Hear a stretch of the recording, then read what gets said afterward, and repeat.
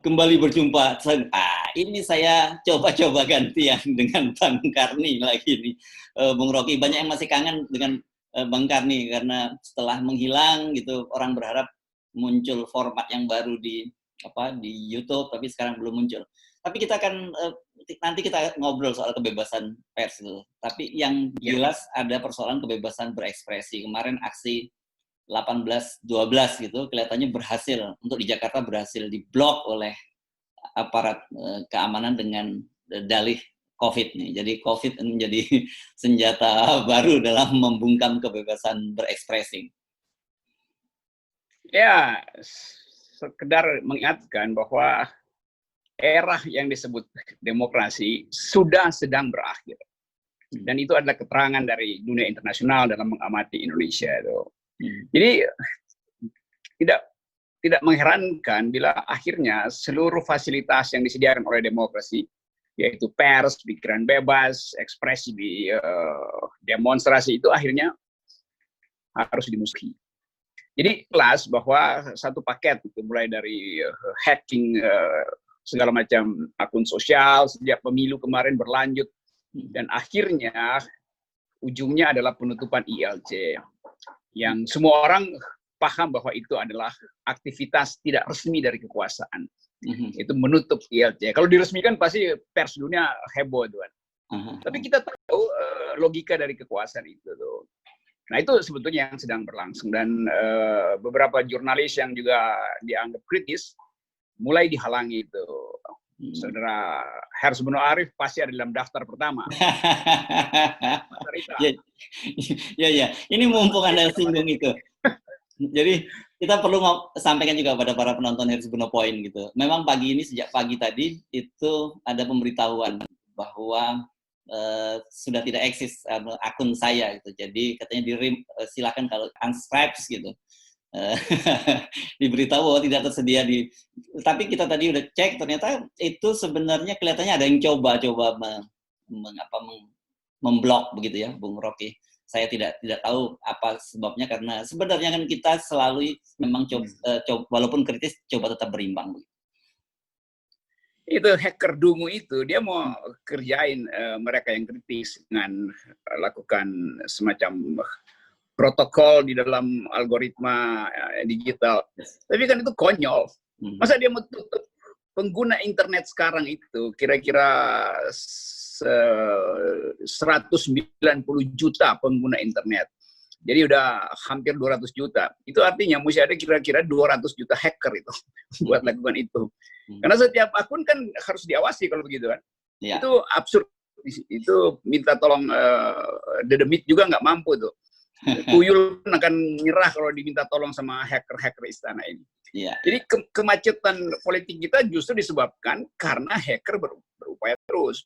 Presiden terus menghimbau pakai internet dengan bermutu. Oh iya, itu artinya biarkan perdebatan publik berlangsung di dunia digital. Bukan berarti internet bermutu maka hacker beroperasi untuk membatalkan percakapan-percakapan itu. Itulah kedunguan, Pak. Ya saya udah pakai lagi istilah kedunguan ya. Itu kekonyolannya begitu. Kemarin Anda kemarin katanya pakai kata norak, bukan dungu lagi begitu. Ya norak lah, ini hacker norak itu kan. Orang Jakarta lu bilang kampungan banget sih lu. Gitu. Iya, asik tuh. Padahal orang kampung sekarang pakai internet, jadi memang betul-betul ini kampungan. Masa fasilitas yang sampai ke kampung-kampung kecil mau ditutup mau dijegal oleh hacker ini kan hacker norak. Kalau orang ngomongin kampungan lo itu berarti bukan menistakan orang kampung gitu kan? Itu sebenarnya lebih pada konotasi yang buruk gitu, perilaku yang buruk gitu ya.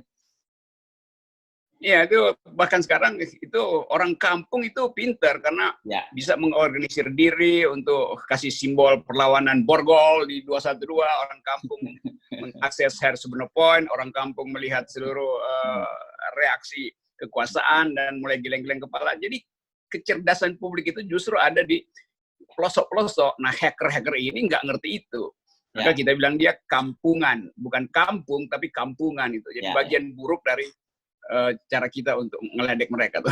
Iya. Saya sedikit hacker ya, kota.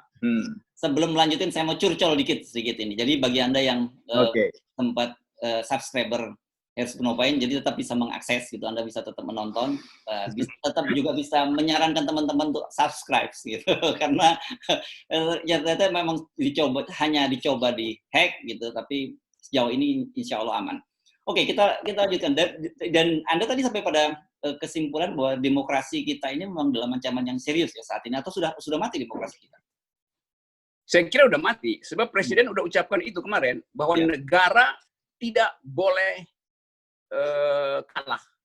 Jadi itu pikiran negara, istilah negara tidak boleh kalah itu yang diucapkan oleh Louis XIV dulu di Prancis, l'état chez moi itu.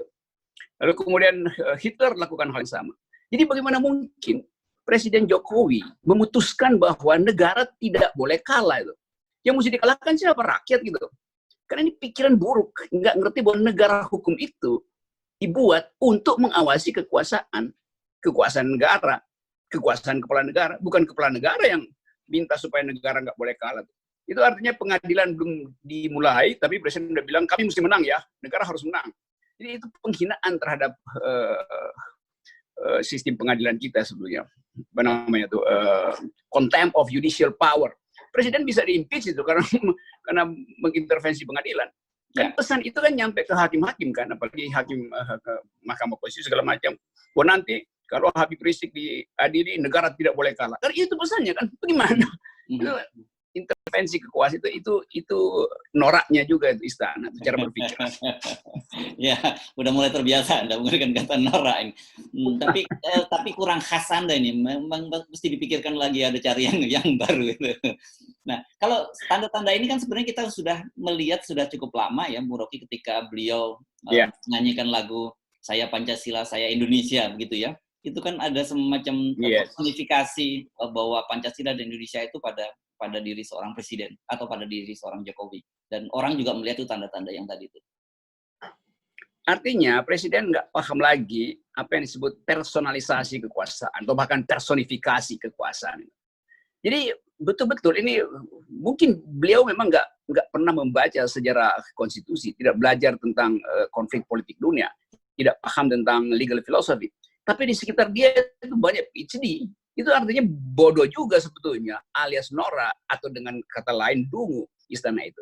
Karena bagaimana mungkin ucapan presiden itu muncul ke publik lalu internasional juga ngakak-ngakak. Negara tidak boleh kalah. Artinya negara harus menang terus.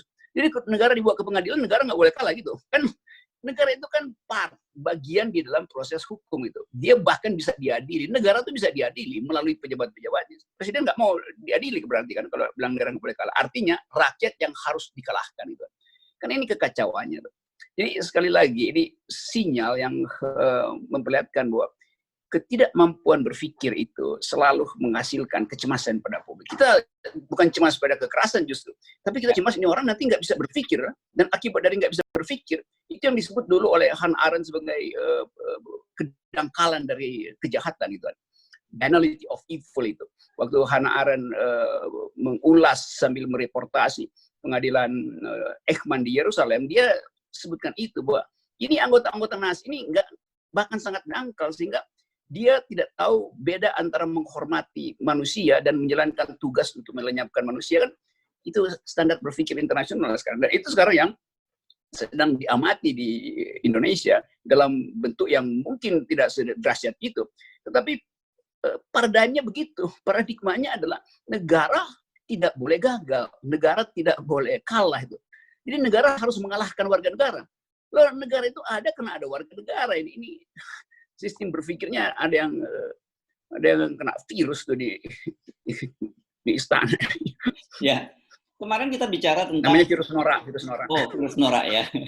Kita kemarin bicara tentang upaya polisi menghadang para pengunjuk rasa ini kan, dan kemudian memang berhasil bisa menciptakan alarm palsu gitu ya ke istana, dalam hal ini kepada presiden, karena presiden kemudian merasa melihat sesuatunya baik-baik saja, bahwa situasi stabil, masyarakat puas dengan pemerintahannya, dan kemudian tidak ada orang unjuk rasa. Buktinya kemarin tidak ada, kecil lah kalau ada unjuk rasa di dekat istana.